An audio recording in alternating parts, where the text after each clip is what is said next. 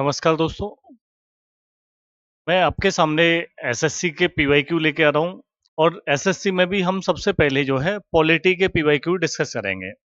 SSC में जितने भी एग्जाम होते हैं, ऑल एग्जाम्स के हम चैप्टर वाइज सारे के सारे क्वेश्चन डिस्कस कर लेंगे। चाहे वो बच्चा एसएससी सीजीएल का एग्जाम दे रहा हो, चाहे वो बच्चा सीएचएसएल का एग्जाम दे, चाहे सीपीओ का दे, एमटीएस दे या स्टेनो दे या अन्य परीक्षाएं एसएससी की दे, ये सभी के लिए महत्वपूर्ण प्रश्नों की श्रृंखला होने वाली है। और एसएससी ही नहीं, एसएससी के अलावा जितने भी बोर्ड होते हैं जो कंपटीशन एग्जाम्स कराते हैं, उन सबके लिए इक्वली ये महत्वपूर्ण श्रृंखला है। जो भी बच्चा इसको देखता है उसे कहीं ना कहीं परीक्षा में बेनिफिट मिलेगा। मैं बिना देरी किए हुए आपके सामने क्वेश्चन डिस्कस शुरू करता हूँ। तो सबसे पहले जो हम चैप्टर को ले रहे हैं, भारतीय संविधान की प्रस्तावना यानी प्रेम्बल को जो है हम स्टार्ट कर रहे हैं। सबसे पहले प्रेम्बल के क्वेश्चन देखेंगे। पहला क्वेश्चन है, निम्नलिखित में से कौन सा शब्द 42वें संविधान संशोधन के दौरान इसमें जोड़ा गया, संविधान की प्रस्तावना में जोड़ा गया? कब जोड़ा गया? 42वें संविधान संशोधन के द्वारा जोड़ा गया। तो बेटा सबसे पहली बात है कि प्रस्तावना में संशोधन कितनी बार हो गया है, क्वेश्चन पूछ लेता है। प्रस्तावना में संशोधन जो है अभी तक एक बार हुआ है। कितने बार हुआ है? एक बार। और वो संशोधन कौन सा था? तो 42वां संविधान संशोधन 1976 में हुआ था। ठीक है, 42वां संविधान संशोधन 1976 में हुआ था। इसके द्वारा क्या क्या शब्द ऐड हुए? तो इस हमारी प्रस्तावना में समाजवादी एक शब्द ऐड हुआ, एक पंथ निरपेक्ष और अखंडता ये शब्द जोड़े गए हैं। तो आपसे क्वेश्चन बन जाता है कि प्रस्तावना में संशोधन के माध्यम से कितने शब्द जोड़े गए। देखिए बेटा, अगर लीगल तरीके से देखा जाए और अभी तक जो परीक्षाओं में क्वेश्चन बना है, तो यहाँ एक शब्द तो हो गया समाजवादी, दूसरा शब्द हो गया पंचनिरपेक्ष और तीसरा शब्द हो जाता है अखंडता। लेकिन पहले जब क्वेश्चन आया है ये परीक्षाओं में, तो प्रस्तावना में संशोधन के माध्यम से कितने शब्द ऐड किए गए? तो 3 शब्द ऐड किए गए, आंसर होता था। लेकिन ये यूपी पीसीएस में क्वेश्चन आया, पहले आया तो पीसीएस आयोग ने जो है पीएससी ने, यूपी पीएससी ने 3 ही शब्द माना, लेकिन फिर से ये आया तो उसने और को भी एक शब्द में काउंट कर लिया गया। तो प्रस्तावना में कितने शब्द हो जाते हैं? अब 4 शब्द हो जाते हैं। उसने कहा और भी तो एक शब्द है। इस क्वेश्चन के आंसर की आई और इसको चुनौती दी गई, तो कोर्ट में उसने कहा कि ये भी शब्द है हमारे लिए, तो पहले हमने नहीं माना, अब मान रहे हैं। तो ध्यान रखिए यहाँ पे आपको क्या दिखाई दे रहा है इनमें से? पंथ निरपेक्ष प्रस्तावना में जोड़ा गया था, पंथ निरपेक्ष यानी सेकुलर शब्द को ऐड किया गया था। तो कौन सा ऑप्शन है? ए ऑप्शन सही हो जाएगा। एसएससी जीडी 2023 में आया है और सीपीओ 2024 में आया हुआ है। एग्जाम की डेट भी पड़ी हुई है, ठीक है, शिफ्ट भी पड़ी हुई है। ये बात समझ में आ गई होगी आप लोगों को। आगे बढ़ता है, नेक्स्ट क्वेश्चन की ओर देखते हैं। संविधान की प्रस्तावना में इनमें से कौन सा शब्द भारत को पूर्ण राजनीतिक स्वतंत्रता और सर्वोच्च शक्ति देने वाले देश के रूप में वर्णित करता है? ऐसा कौन सा शब्द है जो देश को स्वतंत्रता, राजनीतिक स्वतंत्रता प्रोवाइड कराता है और जो है सर्वोच्च शक्ति देता है? सर्वोच्च शक्ति। कुल मिला के ये है कि हमारा देश तभी फैसले ले सकता है, क्या कर सकता है? तभी फैसले ले सकता है, ये एक शब्द लग जाने से। किसी देश के निर्माण में कितने शब्दों की भूमिका होती है, किन किन चीजों की भूमिका होती है? तो 4 तत्व होते हैं किसी देश के निर्माण की भूमिका में। सबसे पहला होता है भूभाग, फिर होता है जनसंख्या, और इस जनसंख्या को एक सरकार के द्वारा कंट्रोल किया गया हो। फिर उस देश के पास चाहिए संप्रभुता, सॉवरेंटी। क्या चाहिए? संप्रभुता। ये 4 चीजें चाहिए एक देश के निर्माण में। सबसे महत्वपूर्ण चीज है संप्रभुता। ये 1947 से पहले हमारे पास नहीं थी। हमारी जो संप्रभुता थी वो अंग्रेज रखे हुए थे, यानी अंग्रेजों के पास थी। हमारे जो फैसले थे वो कौन लेते थे? अंग्रेज लेते थे। यानी एक देश के लिए सबसे जरूरी चीज क्या है? संप्रभुता जरूरी है। भारत को पूर्ण राजनीतिक और स्वतंत्रता सर्वोच्च शक्ति देने के रूप में कौन वर्णित करता है? संप्रभुता ही वर्णित करती है, संप्रभु ही वर्णन करती है, सोवरेन ही वर्णन करता है। ये बात समझ में आ गई होगी आप लोगों को। इसी चीज को अगर देखना चाहो, हमारे देश के जो राज्य हैं, स्टेट हैं, स्टेट के पास 3 चीजें तो हैं अपनी, यानी भूभाग है, ठीक है, जनसंख्या होती है राज्यों में, और सरकार भी राज्यों में देखी जाती है। लेकिन क्या नहीं है कि वो ऐसी शक्तियां ले नहीं पाते, यानी डिसीजन नहीं ले पा रहे हैं, किसी अन्य देश के साथ में अपने फैसले नहीं ले पा रहे हैं। तो उनके पास क्या नहीं है बेटा? तो उनके पास संप्रभुता नहीं है। क्या नहीं है? संप्रभुता। जिस दिन उन्हें संप्रभुता मिल जाए तो वो भी एक देश की भूमिका निभाने लग जाएंगे, एक देश ही बन जाएंगे प्रॉपर तरीके से। तो ये क्वेश्चन आपको समझ में आ गया होगा। नेक्स्ट क्वेश्चन की ओर चलते हैं। भारतीय संविधान की प्रस्तावना में पहली बार संशोधन किस वर्ष किया गया था? आपने देखा ये क्वेश्चन भी 2 बार आया है, एमटीएस और सिलेक्शन पोस्ट पे आया है 2024-22 में, ठीक है। अभी हमने देखा एक ही बार संशोधन हुआ है, कौन सा वाला हुआ है? तो 42वां संविधान संशोधन के द्वारा। कब हुआ था? 1976 में हुआ था, जिसके माध्यम से कितने शब्द आज की दृष्टि से 4 शब्द देखे जाएंगे, 4 शब्द प्रस्तावना में ऐड किए गए थे, जोड़े गए थे। ये बात आपको समझ में आ गई होगी। नेक्स्ट क्वेश्चन की ओर चलते हैं। अगला क्वेश्चन क्या है? अगला क्वेश्चन है, किसने भारतीय संविधान की उद्देशिका को हमारे संविधान की राजनीतिक कुंडली कहा था? यानी हमारी उद्देशिका क्या है बेटा? तो ये जो प्रस्तावना है, इसी को हम क्या कहते हैं?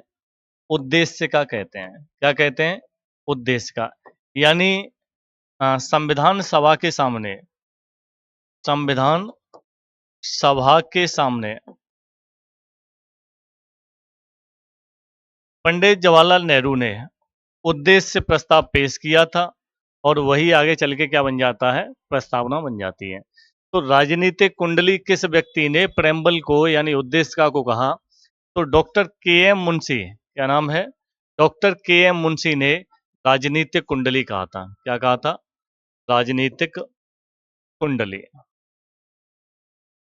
के एम मुंशी जो थे, इन्होंने प्रेम्बल को क्या कहा? राजनीतिक कुंडली कहा, ठीक है। एक व्यक्ति थे एन ए पालकी वाला। क्या नाम था? एन ए पालकी वाला। पालकी वाला ने इसको पहचान पत्र बताया था बेटा। क्या बताया था?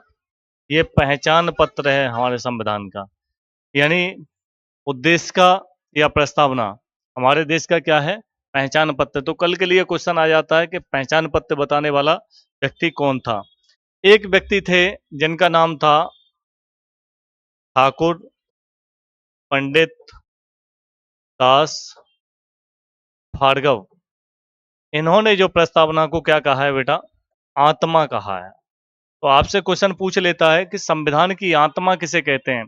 तो संविधान की आत्मा हम प्रस्तावना को कहते हैं। वो कहते हैं डॉक्टर भीमराव अंबेडकर के अनुसार कहते हैं, तो आंसर बदल जाएगा। तो आर्टिकल 32 को, संवैधानिक उपचारों के अधिकार को क्या कहते हैं? आत्मा कहते हैं, ठीक है। डायरेक्ट पूछ ले तो प्रेम्बल को कहेंगे। किसने कहा है ये बात? तो ठाकुर दास पंडित भार्गव ने ये बात कही है। क्या कही है? कि वही प्रस्तावना क्या है? आत्मा है। ये व्यक्ति है अर्नेस्ट बार्कर। क्या नाम है इसका? Ernest Barker. अर्नेस्ट बार्कर ने जो कहा था, इसको कुंजी नोट कहा था। क्या कहा था? कुंजी नोट। प्रस्तावना को कुंजी नोट कहा था। तो ये क्वेश्चन मुझे लगता है आप लोगों को समझ में आ गया होगा। सिलेक्शन पोस्ट 2024 में क्वेश्चन पूछा गया है बेटा। आगे देखते हैं नेक्स्ट क्वेश्चन क्या है। अगला क्वेश्चन है, प्रसिद्ध केशवानंद भारती केस 1973 बाद निम्नलिखित में से किस मामले से जुड़ा हुआ है? एक केस आया था संविधान को लेके, जिसका नाम था केशवानंद भारती केस। क्या नाम था? केशवानंद भारती केस। ये केशवानंद भारती केस निम्नलिखित जो नाम मामले लिखे गए हैं, इनमें से कुछ से जुड़ा हुआ है। तो बेटा ये बहुत महत्वपूर्ण निर्णायक केस था, और ये बड़ी लंबी लड़ाई लड़ी गई, ठीक है। तो इस केस में जो बात कही गई थी, मूल ढांचे की बात कही गई थी। क्या कही गई थी? मूल ढांचे की बात कही गई थी। मूल ढांचे का सिद्धांत दिया गया, ठीक है। किसका सिद्धांत आता है? मूल ढांचा। अब मूल ढांचा क्या होता है? मूल ढांचा संविधान का ऐसा पार्ट, संविधान का ऐसा भाग जिसमें संशोधन नहीं किया जा सकता। संशोधन नहीं किया जा सकता है, ठीक है। तो केशवानंद भारती केस में फिर क्या होता है बेटा, प्रस्तावना को क्या बना दिया जाता है, मूल ढांचा बना दिया जाता है। प्रस्तावना क्या बन जाती है, मूल ढांचा बन जाती है। संसद के पास संविधान को जो है संशोधित करने की शक्ति है पार्लियामेंट के पास में, लेकिन ये मूल ढांचा जहां जहां शब्द आ जाएगा, मूल ढांचा जिन जिन के लिए प्रयोग हो जाएगा, उस पे फिर पार्लियामेंट कुछ नहीं कर सकता। तो समझ में आ गया होगा प्रस्तावना का उत्तरदायित्व यहाँ पे, ठीक है। आगे देखते हैं, नेक्स्ट क्वेश्चन है, अगला क्वेश्चन, भारतीय संविधान की प्रस्तावना में किस एक प्रकार के न्याय की बात नहीं कही गई है। तो बात हो रही है प्रस्तावना में न्याय की। किसकी बात हो रही है, प्रस्तावना में न्याय। यानी प्रस्तावना आप लोगों को क्या देती है बेटा, आपको न्याय देती है, ठीक है, आपको स्वतंत्रता देती है, आपको समता के अधिकार देती है प्रस्तावना। तो प्रस्तावना में कितने प्रकार के न्याय हैं, पहली बात तो ये है। तो प्रस्तावना हमें 3 प्रकार के न्याय देती है। कितने प्रकार के न्याय देती है, 3 प्रकार के न्याय, ठीक है। तो यहाँ नीचे लिखे गए हैं, इनमें से एक न्याय ऐसा है जो प्रस्तावना हमको नहीं देती है। क्या प्रस्तावना हमको नहीं देती है। तो आएंगे, प्रस्तावना में 3 प्रकार के न्याय हैं। आपसे क्वेश्चन पूछ ले न्याय का ये सोर्स क्या है, इसका स्रोत क्या है, तो ये न्याय यूएसएसआर से लिए गए हैं। यानी कहाँ से लिए गए हैं, रूस के संविधान से लिए गए हैं। प्रस्तावना में जो न्याय हैं वो कहाँ से, सोर्स क्या है इसका, यूएसएसआर। और यूएसएसआर में जब ये न्याय आए, तो ये कहाँ से आए यूएसएसआर में, तो 1917 की रूसी क्रांति से जुड़े हुए हैं। किससे जुड़े हुए हैं, 1917 की रूसी क्रांति से। रूस में एक क्रांति हो गई थी, रूसी क्रांति कहा जाता है 1917 में, उसी से ये न्याय जुड़े हुए हैं। तो कौन कौन से न्याय हैं बेटा, तो सामाजिक न्याय है इसमें, आर्थिक न्याय है इसमें, राजनीतिक न्याय है, लेकिन लोकतांत्रिक न्याय की कोई बात नहीं की जाती है। यानी सोशल जस्टिस है, इकोनॉमिक है, पॉलिटिकल जस्टिस है, लेकिन कौन सा नहीं है, आपसे नहीं वाला पूछा है तो ए वाला नहीं है, तो इसका आंसर कौन सा हो जाएगा, ए हो जाएगा। एसएससी स्टेनोग्राफर 2017 में पूछा गया ये क्वेश्चन है। आपको समझ में आ गया होगा कितने प्रकार के न्याय हैं, न्याय का सोर्स क्या है, और ये यूएसएसआर में आए तो किसके द्वारा आए, रूसी क्रांति के द्वारा आए। अगले क्वेश्चन की ओर चलते हैं। नेक्स्ट क्वेश्चन आपके सामने है, भारत के संविधान की प्रस्तावना विचार, अभिव्यक्ति, विश्वास, आस्था और, यहाँ बेटा डॉट डॉट खाली जगह है, यानी इस जगह पे क्या है, ब्लैंक स्थान है, की स्वतंत्रता प्रदान करती है। यानी आपसे पूछ रहा है कि प्रस्तावना जो है स्वतंत्रता भी देती है आपको। प्रस्तावना यानी प्रेम्बल क्या देती है, स्वतंत्रता। तो प्रेम्बल जो स्वतंत्रता है वो हमें कितने प्रकार की स्वतंत्रता देती है, तो 5 प्रकार की स्वतंत्रता देती है। कितने प्रकार की, 5 प्रकार की स्वतंत्रता देती है, ठीक है। ये स्वतंत्रता कहाँ से, इसका सोर्स क्या है, तो इसका जो स्रोत है वो फ्रांस है। कौन सा स्रोत है इसका, फ्रांस। फ्रांस में ये स्वतंत्रता कैसे आई, तो फ्रांस में फ्रांस की क्रांति से आई। कहाँ से आई, फ्रांस की क्रांति से। तो फ्रांस की जो क्रांति है 1789 और 1799 के बीच में होती है ये क्रांति, ठीक है। उसके माध्यम से ऐड की गई। तो हमारी एक तो हो गई विचार की स्वतंत्रता, एक अभिव्यक्ति की हो गई, एक विश्वास की हो गई, एक आस्था की हो गई, और किसकी स्वतंत्रता है आपके सामने, और आपके सामने स्वतंत्रता है धर्म की स्वतंत्रता। किसकी है, रिलीजन। यानी विचार, अभिव्यक्ति,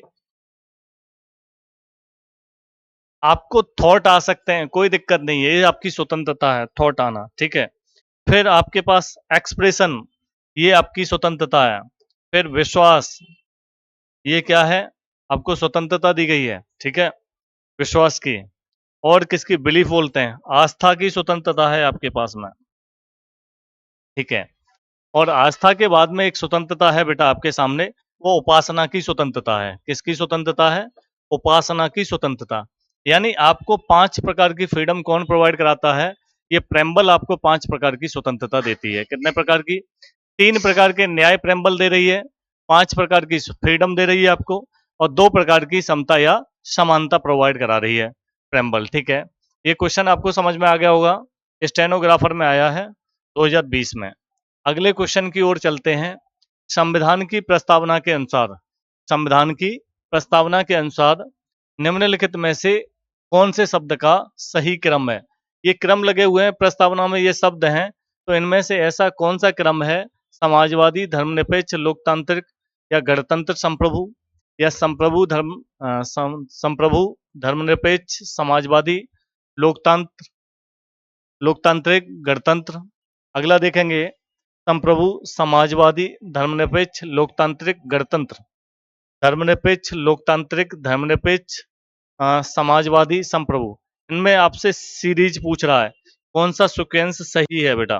ठीक है, तो यहाँ एक सीक्वेंस आपको दिखाई दे रहा होगा, संप्रभु, sovereign, socialist, secularism, secular, democratic, ठीक है, और रिपब्लिक।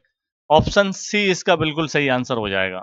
कौन सा हो जाएगा बेटा? सी ऑप्शन इसका बिल्कुल सही आंसर हो जाएगा। इस तरीके से शब्द हमारी प्रस्तावना में व्यवस्थित है। अगले क्वेश्चन की ओर चलेंगे। संविधान की प्रस्तावना भारत को किस रूप में वर्णित करती है? यानी भारत क्या है अपने आप में? एक नास्तिक राज्य है, एक धर्मनिरपेक्ष राज्य है, एक एकात्मक राज्य है, एक संघीय राज्य है, यानी फेडरल स्टेट। तो फेडरल शब्द का प्रयोग बेटा हमारे संविधान में कहीं भी नहीं है। भारत को जो हमारी प्रस्तावना है, आपने देखा होगा 42वां संविधान संशोधन के द्वारा एक शब्द ऐड होता है, पंथ निरपेक्ष। कौन सा शब्द ऐड होता है? पंथ निरपेक्ष। पंथ निरपेक्ष शब्द का मतलब है राज्य का कोई धर्म नहीं होगा, कोई धर्म नहीं होगा, यानी कि सभी धर्मों का समान संरक्षण करेगा। हमारा देश कोई धार्मिक आधार पर बसा हुआ देश नहीं है। ये कैसा है बेटा? धर्मनिरपेक्ष राज्य है, पंथ निरपेक्ष राज्य है। पंथ निरपेक्ष का मतलब होता है धर्मनिरपेक्ष, राज्य का मतलब पंथ निरपेक्ष का मतलब कोई देश का एक फिक्स धर्म नहीं है। ठीक है, हम सभी धर्मों को समान मानते हैं। सरकार सभी धर्मों का जो है समान ख्याल रखेगी, संरक्षण करेगी। ठीक है, तो भारत कैसा राज्य बन जाता है? एक धर्मनिरपेक्ष राज्य बन जाता है। कैसा राज्य बन जाता है? एक धर्मनिरपेक्ष राज्य बन जाता है। कौन बना रहा है इसको? प्रेम्बल बना रही है, प्रस्तावना बना रही है। अगले क्वेश्चन की ओर चलते हैं। भारतीय संविधान खाली जगह है को लागू हुआ, इसे गणतंत्र दिवस के रूप में मनाया जाता है। क्वेश्चन पूछ रहा है आपसे, भारतीय संविधान लागू कब हुआ था बेटा? आप सब लोग 26 जनवरी को क्या मनाते हैं? 26 जनवरी। ठीक है, ये संविधान दिवस ही वो मनाया जाता है हमारा गणतंत्र दिवस के रूप में। क्या मनाते हैं? गणतंत्र दिवस। तो ये कब लागू होता है? 26 जनवरी 1950 को लागू होता है। ए ऑप्शन नहीं, 26 जनवरी 1950 सी ऑप्शन सही है। यहाँ पे वो फरवरी है। ठीक है, लेकिन आप बात आ जाए अडॉप्ट की। एडॉप्ट यानी स्वीकार। संविधान स्वीकार कब किया गया था? एडॉप्ट कब किया गया था? किसके द्वारा? संविधान सभा के द्वारा, कॉन्स्टिट्यूशन असेंबली के द्वारा। किसके द्वारा? संविधान सभा के द्वारा। तो 26 नवंबर 1949, कब? 26 नवंबर 1949 को संविधान अडॉप्ट कर लिया गया था, यानी बन के तैयार हो गया था। लेकिन हमने लागू नहीं किया इसको। यहाँ कुछ पोर्शन लागू कर दिया जाता है, उस समय कानून व्यवस्था बन जाए, सारी चीजें मेंटेन बनी रहे। लेकिन आगे चल के हमने क्या किया? थोड़ा सा हमने इंतजार किया। इंतजार क्यों किया? क्योंकि लाहौर में कांग्रेस अधिवेशन, कांग्रेस अधिवेशन 1929 को एक फैसला लिया गया पंडित जवाहरलाल नेहरू की अध्यक्षता में। फैसला ये हुआ कि हम जो है क्या मानेंगे देश को पूर्ण स्वराज की मांग कर रहे हैं। अंग्रेजों से क्या मांग कर रहे हैं? पूर्ण स्वराज, अपने देश को पूरा स्वतंत्र, पूर्ण स्वराज। और हमने पहला स्वतंत्रता दिवस, क्या बेटा? पहला स्वतंत्रता दिवस, ठीक है।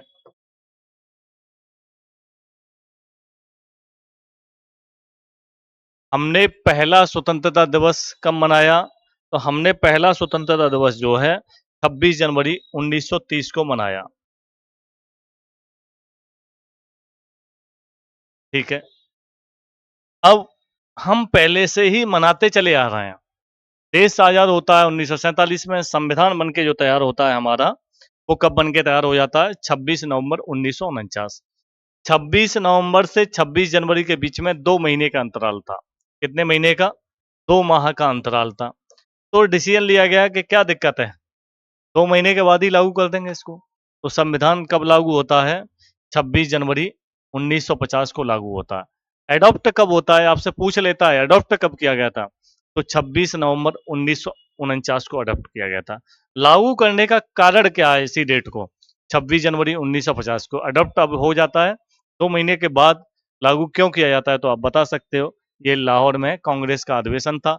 उस दिन पहला स्वतंत्रता दिवस कब मनाया जाता है? तो ये बता सकते हो 26 जनवरी 1930 को पहला स्वतंत्रता दिवस मनाया जाता है।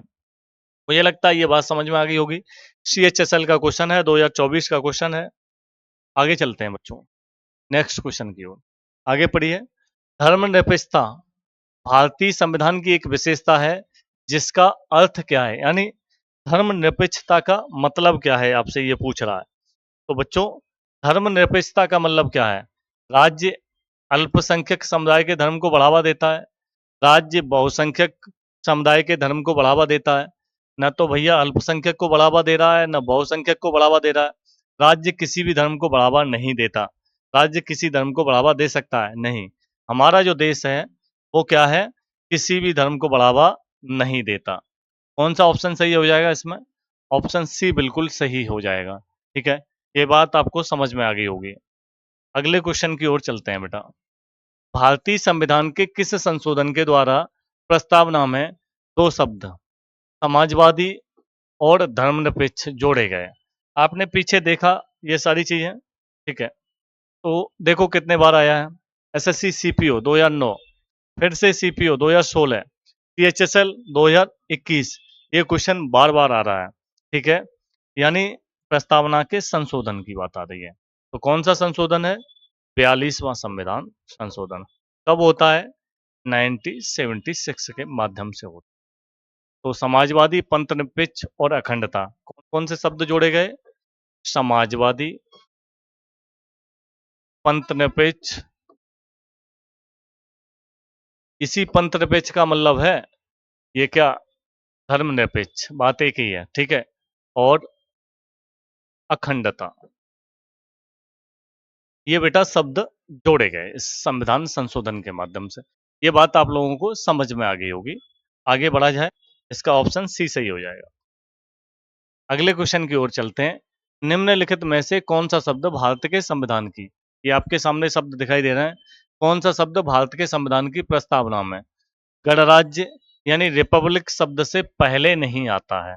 कौन सा ऐसा शब्द है जो गणराज्य या रिपब्लिक शब्द से पहले नहीं आता? समाजवादी, संप्रभु, लोकतांत्रिक या संघीय?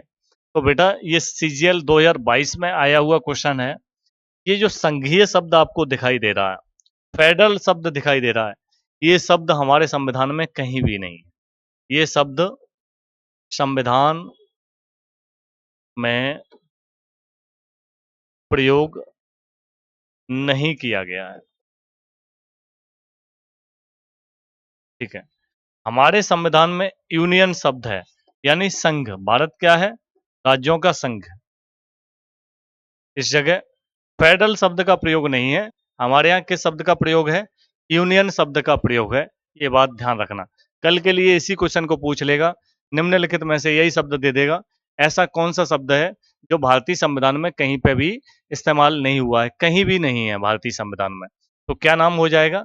संघीय शब्द हो जाएगा। इसका सही क्वेश्चन ऑप्शन कौन सा है? डी, ठीक है। ये हमने देखे एसएससी के माध्यम से प्रस्तावना के द्वारा पूछे गए सारे के सारे क्वेश्चंस थे, ठीक है? तो मुझे लगता है आप लोग एसएससी की तैयारी कर रहे हैं, तो आपके लिए ये क्वेश्चन बहुत बेनिफिट होंगे, आपके लिए लाभकारी होंगे। आपको ज़रूर देखना चाहिए एक बार, ठीक है? एक्सप्लेन के माध्यम से आपको 1-2 क्वेश्चन हर एक क्वेश्चन के साथ में मिल जाएगा, जो आपके लिए आजू-बाजू से उनसे रिलेटेड करके क्वेश्चन पूछता है, आप आराम से उसे लगा सकते हैं, ठीक है? मिलते हैं नेक्स्ट टॉपिक पे, नेक्स्ट क्लास के साथ में। धन्यवाद बच्चों।